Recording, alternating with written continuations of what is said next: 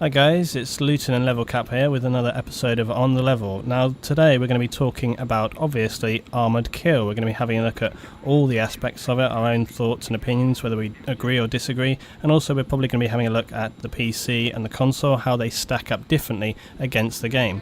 So first off, I'm going to go over to Level. I'm just going to hear your sort of first thoughts about Armoured Kill, how you've got on with it, and, you know, a whole roundup of the DLC.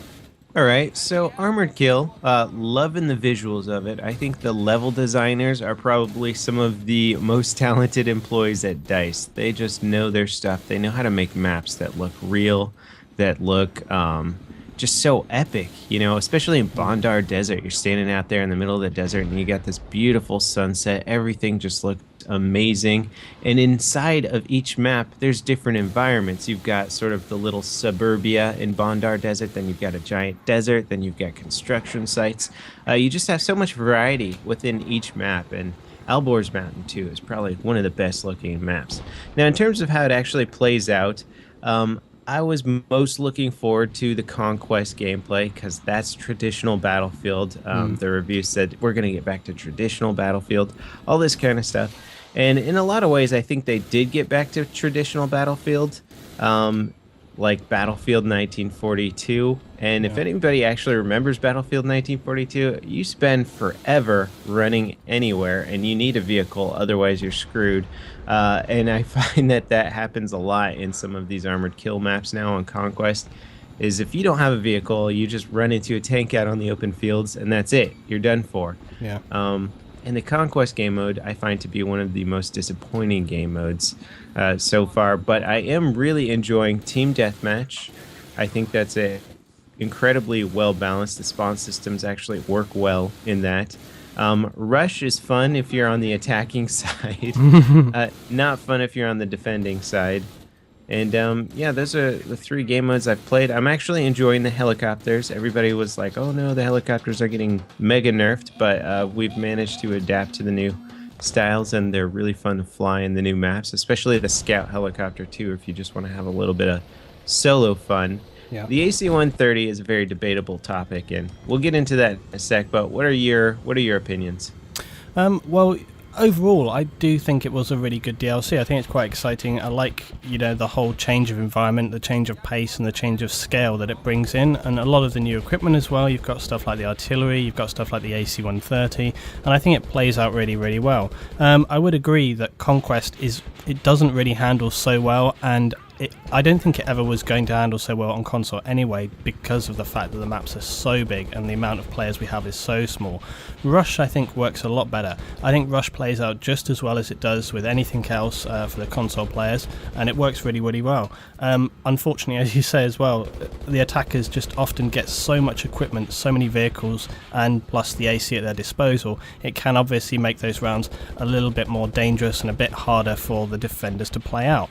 But overall, I do think that they've designed the maps fantastically. I think the environment that you have feels so rich, and the dynamics of it. I think the scale of it all, the colours, the trees. One thing I love about, like for example in Alborz, is just the trees. When those trees, I was running along and the trees come crashing down, and yeah, it really feels so good. And I was just running as an infantry. I was running up to the first base there. We suddenly started to take loads of fire coming across us, rockets and everything. And I think there was one of the jets, and he had rocket pods.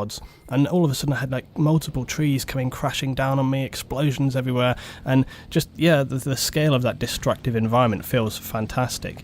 I also like the way a lot of the Rush maps have been designed in terms of progression, the way you move through, and some of the dynamic things, like for example crossing the highway on Bandar, getting across that bridge or flanking around. It's got a really nice dynamic to it there. So yeah, for me overall I think it's really great. However, as we'll get into, I do think it has specific issues, and I wonder as well whether the issues that arise come from the fact that they're trying to balance across multiple systems. I mean, it's been an issue with other things before, and it could potentially be an issue with this as well. But as my review that I did, I gave it 7 out of 10. So I think it's been it's a fun DLC for people that enjoy vehicle gameplay. I think it's there. It's got everything that you need. But I think it does have issues, as we'll have a look at now. So should we start off by talking about the AC-130, seeing as that is one of the major issues? What's your first sort of thought about that? Well, everybody was looking forward to the AC-130 the most. I think that's what they sort of It's always in the trailer. Everybody's looking for it, and this guy's like, "Look, there's the AC-130." You know, those trailer breakdowns before the game came out. Everybody was super excited about the AC-130 because it really is such a cool plane. Like, I mean, a giant flying artillery platform. What could make anybody happier? Well, I think it's mostly a marketing thing because in terms of game balance, I think it really is just an unfun mechanic to have in the game. If you're on the receiving end, you're setting up on, say, a rush map or a conquest map. You're running across a field in conquest. You just get blown up randomly by an artillery shell. That's not fun. Or if you're in rush, you're setting up to try and defend this big onslaught of the U.S. team attacking you. You're behind some wall. You've got good cover. You've got your little sniper perch or whatever, and all of a sudden a giant artillery shell just comes raining down from the sky. Yeah. In the beginning of, I was playing yesterday, and I made a point of just not spawning anywhere except the AC-130, just waiting for it to respawn every time. I won 101 and 18. And I was like over double the kills of anybody else on the Did team. nobody shoot you down? How is that possible? Well, I was actually had the best luck when I was the only one in it because you could alternate between the seats deploying flares and keep it up for quite a bit of time. But I would go on like 15 kill streaks every time I got in it, and it would be, you know, the best players on the team. They'd be mounting defenses. It's like, oh, I know that guy. He's a really good player, and I just blow him up with a giant artillery shell. Yeah. Everybody on the defense is just not having fun and being on the defending side, just getting blown up over and over and over in the spawn point. It hasn't been a fun experience overall, and I think games should be designed to maximize the fun for everyone, not just the one asshole in the AC-130. Well, I mean, I've had my own specific issues with it. I mean, there was a video I posted just the other day where I was defending on Bandar, and I went for a defuse of an MCOM, and I was inside. It's the third base in the, you know, the military base there, and I was inside the metal shack, you know, the A target there, and I got it diffused. But I still took 5, even though I was inside that building, I took 5 from the AC-130 and I got killed. And a lot of people posted on my video, how the hell did you get killed, luetin? You were inside the building. And I said, yeah, well, there you go. But that's happened to me too. I think it like doesn't shield or something from the blast. I've been so right powerful, inside there, it just like, goes through everything. Cover. Yeah. But, you know, the other thing is, it can be taken down very quickly. That's the other thing. It's so powerful, but it can be destroyed very, very fast. And there's a guy who regularly plays on my server. He's an amazing jet pilot. And he was able to suppress the enemy jet and keep the AC-130 down nearly constantly through the entire game. They would never had it up for more than about 5 seconds. He would just keep it down all the time. And it meant that as a team, we had a much better round defending, and we managed to be successful. But it just shows that it's so imbalanced when it requires someone of that skill level to be playing in order to be successful, or you have someone like myself who is prepared to actually take an Igloo or Stinger and, you know, constantly keep it down and just spend their time doing that. And as guys have said, it seems unfair that as defenders you have to dedicate someone to doing that all the time. Personally, the way I kind of came to terms with it was I just thought to myself, well, you know, it's like playing Rush, but just a harder difficulty of Rush, and, you know, therefore it's kind of more of a challenge for the defenders. That's the way I've tried to rationalise it, so I don't end up crying after every single game I play. But I actually thought it was, you know, I don't think it's a totally terrible device. I do agree with you though that I think it is a bit of a marketing ploy. It's like, we've got an AC-130 and everyone's like, yay, but and people want to have the fun of getting into it, and it is fun when you're in it, but like you say, it sucks that only one person gets to have that amount of fun. But I did think that you could potentially make some little tweaks to the mechanics. I think it works a little bit better in Conquest. I don't think it's particularly balanced, but I think compared to Rush, I think it works better in Conquest, because in Rush everybody's just grouped up, so it's like one artillery shell, I've gotten 5 kills off of it before. And even in Rush, everybody spawns with those stingers. Well, you deploy your flares right away, you could still get 5 to 10 kills before the next volley of stingers comes your way. And if you have an organized AC-130 team, you can keep it up long enough to kill like 10, 20 of those stinger guys at the same time. Where in Conquest, you just don't know where people are going to be. You've got the anti-air tank, you've got helicopters, you've got a billion more things that can take you out, and you don't know where it's going to be. It's true. And of course you always have the problem of when you take the Stinger or whatever, or the Igloo, you'd be shooting down the AC-130 one minute, you turn around and there's a tank or an M128 there staring in the face, so you can't ever win. But yeah, that's one thing I have Or been... a guy parachuting out on top of your head. Yes, that as well. I mean, but that is something I've been saying to my guys is, if you're playing rush, you're defending, I keep saying spread out, don't bunch together. It pisses me off when there's like 4 or 5 people sitting on top of each other, and I look up and bam, bam, bam, they all get killed in a big group, and it's just like, oh, come on, use your head, just spread out a bit. But it started me to thinking, okay, how could we make it better? And one thing that I thought was like, well, why don't they allow the AC-130 only perhaps for maybe the first 2 bases of Rush? I mean, like you say, for Conquest, okay, I think it's fine for Conquest. I think it's balanced because, like you say, it's spread out, it works in slightly different, and there's more that can take it out. So I don't think I really need to focus on talking about that. But yeah, as people say, within Rush, it really does screw it. But I thought, why not have it for like the first and second bases only? Just have it as kind of like a first strike weapon, because often think about many games of Rush, that first base can be pretty hard to overcome sometimes, because often they have a little bit further to come in, or the first base is not that easy to overcome. And I thought, yeah, for like the first and second bases, the AC-130 could be up and it can help them push through, and then when you get to the third and fourth bases, maybe it just doesn't appear then, and they actually have to use their own skills to overcome the final bases. Yeah, I like that idea a lot. I think that would really balance it out more. Yeah. And another thing that I thought, just in addition to this, and I think you'd agree, is that what if you got rid of the A10 for the attacking team, at least for a little while? Because I was thinking, because you got the one airplane up, and he's got to deal with the AC-130 and everything else, and then he's also got a plane on him, in addition to the AC-130, which is a traveling anti-air platform as well. So it's like, all right, get rid of the A-10, at least for the bases where you're going to have the AC-130. Give it some sort of vehicle balance on there. I like that a lot as well, because I think that would be interesting, because it would change the dynamic of the aircraft as well, because it would mean that the Frogfoot would be able to focus on, attacking vehicles on the ground as well. And that would also help out the balance of the fact that the attackers often get a lot more vehicles. They often have, the artillery, the tank destroyers, normal tanks, whatever. They often have a lot more ground vehicles attacking. So it would mean he could focus on the AC and then turn his attention to ground vehicles at the same time. So it would make the whole game a lot more sort of, interesting in terms of those kind of dynamics of air to ground combat and stuff like that. I think that would be really interesting as well. My only other thought that I had about it was, I thought, well, why not make it so that, when the attackers get down to 20 tickets left, that's when the AC comes up to sort of try and save them. When they start getting low on tickets, it comes in as like a sort of last resort to try and help them win the round. The only thing that I thought could suck with that would be that if people got the hang of using the AC-130 to kind of clear out the base, and they would literally allow their tickets to drop down so that they could then use it just to push through each base. But I don't know whether that would really happen in reality. But that was just that was another thought that I had. Yeah, I like your ideas. I think they're great. There's actually a lot you could do. You could even disable paradropping in Rush, because that was just a huge headache as a defender. You're watching the skies, and then you take your eyes off the skies to defend a push coming on the ground. All of a sudden, some guy parachutes in behind you, kills 4 people, gets taken out, but he still did enough damage to really, it's just unpredictability. It sort of gets rid of the fronts in the game and just turns it into kind of chaos for the defenders. I think the power dropping is another issue as well, and I think that could be dealt with in a couple of ways as well. Some people have said, well, maybe it should be that whoever is in the AC-130, only members of their squad can power drop out. I think that would help.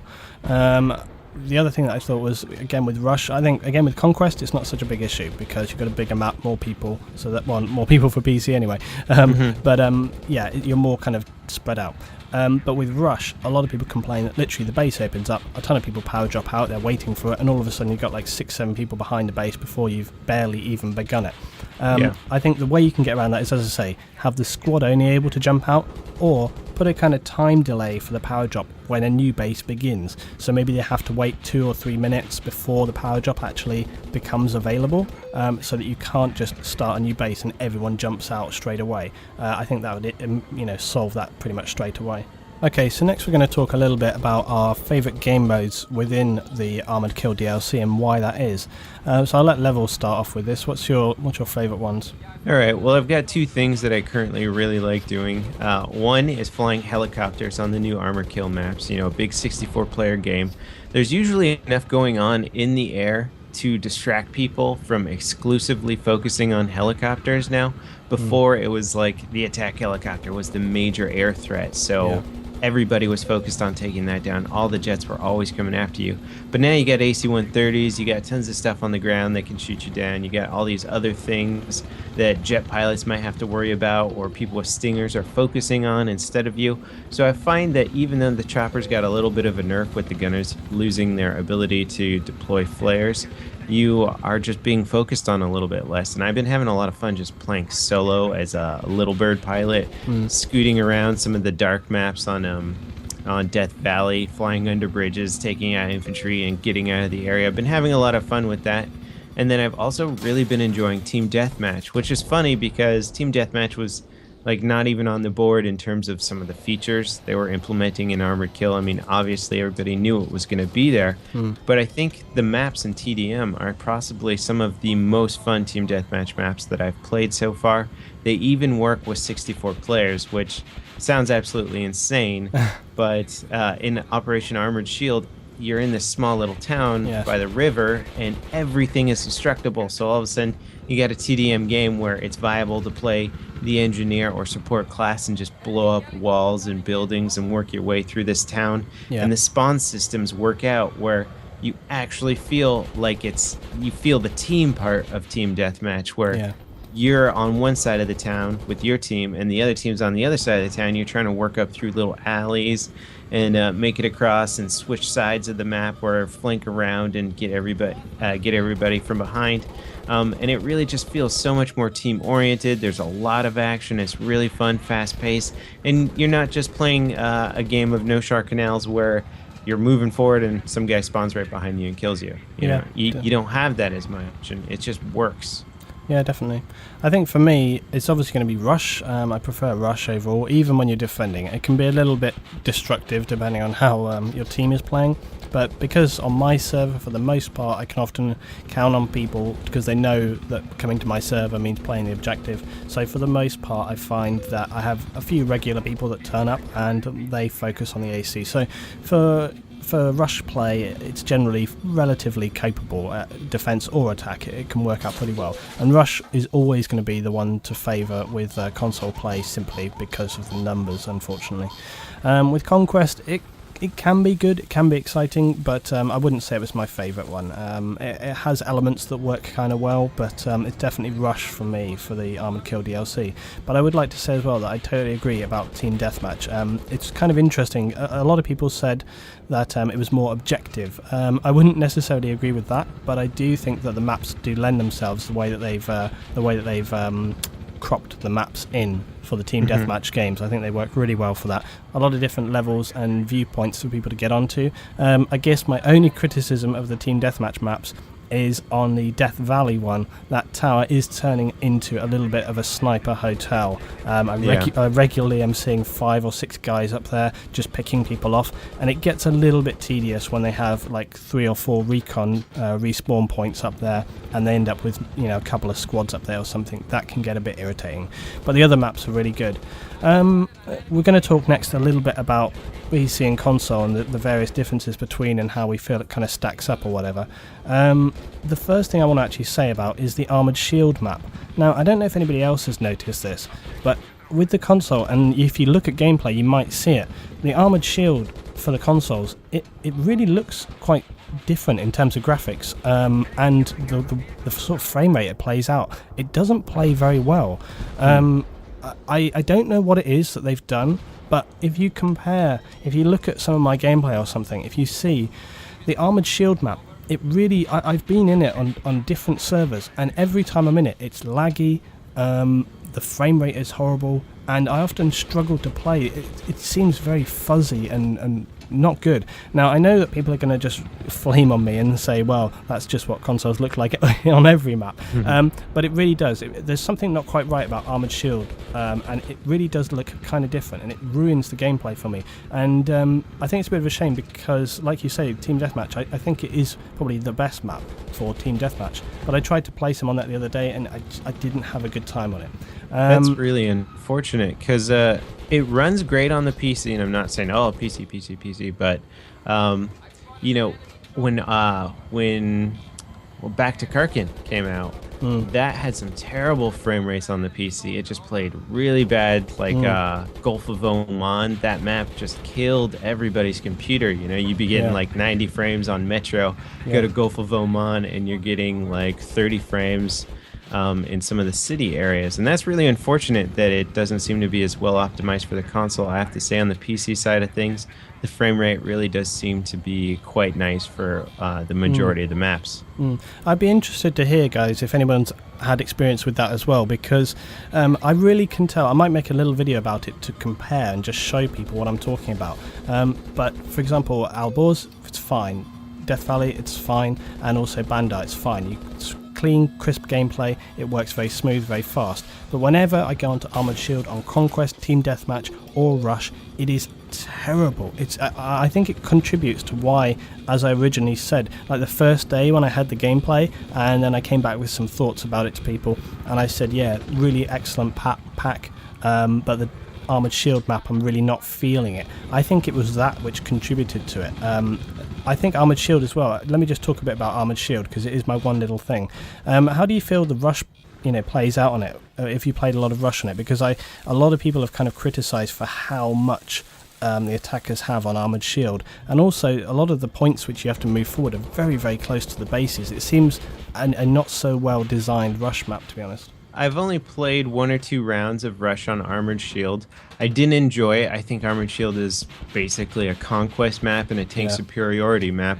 But yeah, it's kind of what we were talking about earlier, where they sort of give each side equal vehicles, but then the attackers also get the AC-130. And since Armored Shield is so open for most of the map, you really just... it's very, very bad for the defending team, because that's where the AC-130 and the air vehicles excel, and tanks excel as just these big open environments. So it sucks for infantry, which is what a lot of the defenders end up doing. And if you can paradrop from the AC-130 into the areas where the beacons are, and you don't have to run across those big fields and get mowed down by everybody sniping and waiting for you to come, then that's a massive, massive advantage. It's probably one of my least fun Rush maps that I play. I really like Bondar Desert and Death Valley. I think those ones work out well for Rush. Yeah, definitely. And when it comes to Conquest, again, the comparison there, I think it's pretty much what we've said, and it's pretty much what I said before it was even released, and I've said for ages as well. Conquest on the console, it can work on specific maps, but when you have these large open maps, it just doesn't really work that well. Now, people are going to say I'm contradicting myself, because I made a video the other day saying that I like the fact that there is an amount of space and you get a different style of gameplay. What I said was that there was a great clip I showed of me and one of my teammates, and we were going to assault a conquest base, and there was only a couple of us, and we were actually running, we didn't have a vehicle. And I said I like the fact that you have this kind of infantry, you're crossing open space, you get to the base, and then you have to clear out anyone who spawns or attack it. And it's true, I do still like that. I like the fact that you have a different style of gameplay there, as opposed to bases which have got a, say, like a tighter nucleus, and you all end up fighting around that base, and that can be really, really intense. So I actually like the fact that with console you can have these quiet sort of sections where there's maybe not much going on and you have to cross over. But it doesn't necessarily take away from the fact that overall I just think that you need a few more players to make it work, because as people highlighted, you can have fewer players with PC as well, and it's not so good to always be in those quiet situations. And also something else that was said was that it's great, to have these exciting runs where you run from one base to the next and you feel like you're sort of on the attack or whatever, but when you get there, if there's nobody there, it's not very exciting. You sort of get there, cap the base, and then run off, and you haven't really done anything, and meanwhile they're all somewhere else on the map. It can just feel a little bit too dispersed. Yeah. Yeah, the problem is that the new maps, the 4 maps, they all look gorgeous. They're huge. They're massive. So the travel distance between each capture point is, 1.5 times or 2 times what it is in previous conquest maps like Caspian. Everybody thought of Caspian as this giant sprawled out map. Well, if you run between some of the middle points there as infantry, you can get around pretty fast. You can move from one point to the next, where in these new armored kill maps, you got to have a jeep, you got to have an ATV, you got to have a helicopter, a tank, something to get you between those 2 points. And I can only imagine on console, especially with 32 players, having that much more area to cover. It's really just gonna, it sounds like it's gonna be very unintense in terms of action. Yeah. So let's talk a little bit, I guess, about tank superiority, because we haven't really mentioned that, and I saw a couple of your videos about that, which was really cool and interesting as well. I actually kind of like it as a game mode, but I do think it works better on some maps than others. I'm going to say as well that this works really well for console, because unlike Conquest, where you have lots of bases around the map, with tank superiority, I think it plays out very similar to the PC, because you actually have a focal point for everyone to get onto, which is quite similar to Rush in a way, where you have the defenders and the attackers all focusing on one point. So tank superiority, for the most part, is actually kind of exciting. And you also have the benefit that you can still have infantry. You don't always have to have everyone in a tank, because you can have people set up with SOFLAMs, javelins, or whatever they want to take. So it can work really, really well. And I think it's one of the game modes that balances up better between different systems. I also like the fact that people can start to use different pieces of equipment with the vehicles. Like, a lot of people have been saying smoke is the only choice. I actually made a video talking about the optics, and it was funny because then I saw that you had mentioned specifically about the optics as well. And I made a video saying to people, try different combinations of your kit with the vehicles, because it gets very boring when everyone's just like smoke, smoke, smoke, smoke. And people are letting themselves down. They're missing opportunities that they could be using other things. And I remember from Bad Company 2 taking optics. It was my default choice, and it means that you can sit far away and you can snipe and you can hit targets.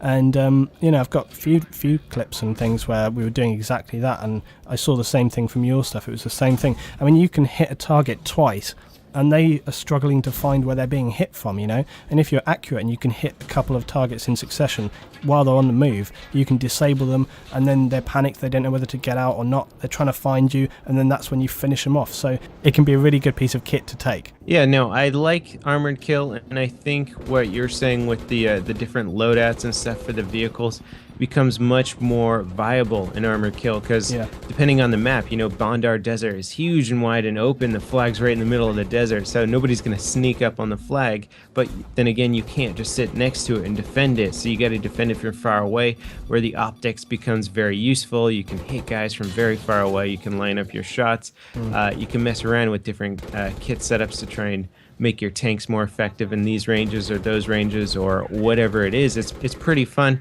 and I've been finding that Armored Kill is actually probably some of the most fun to play with one other person, where you team up in a tank, and if you have an organized tank team, you can be so much more effective. I actually really like almost everything about Armored Kill except for one major flaw, and I think this is a bug, but you can't spawn on squad mates. And that is just mind-numbingly painful, especially since the infantry aspect of the game is already so sort of imbalanced compared to being in a tank, If you're in an infantry, you're versus like 10 tanks on the opposing team, so you really got to know your stuff, and if your squad mates can't spawn on you, that's just going to make it even harder, not to mention if somebody in your tank is the dedicated repairer, they pop out to repair your tank, they can't spawn on you after they get shot down. Now you got to go back to the deployment, pick them up. That's what I was doing the other day with a friend, just driving all the way back to the deployment, getting him, coming back out into the action. I was like, why can't we spawn on squad mates? That doesn't seem to make sense for me. Maybe they implemented that to try and avoid base raping. Possibly. I'm not sure, but it really does seem like an anti-team tactic. I'm not sure if I've seen this. I will double check on that, but as far as I can recall, you can, but maybe that's a difference between console and PC, I'm not sure, but one to double check. Leave us your thoughts on that one as well, guys, if you've had the same problem or not.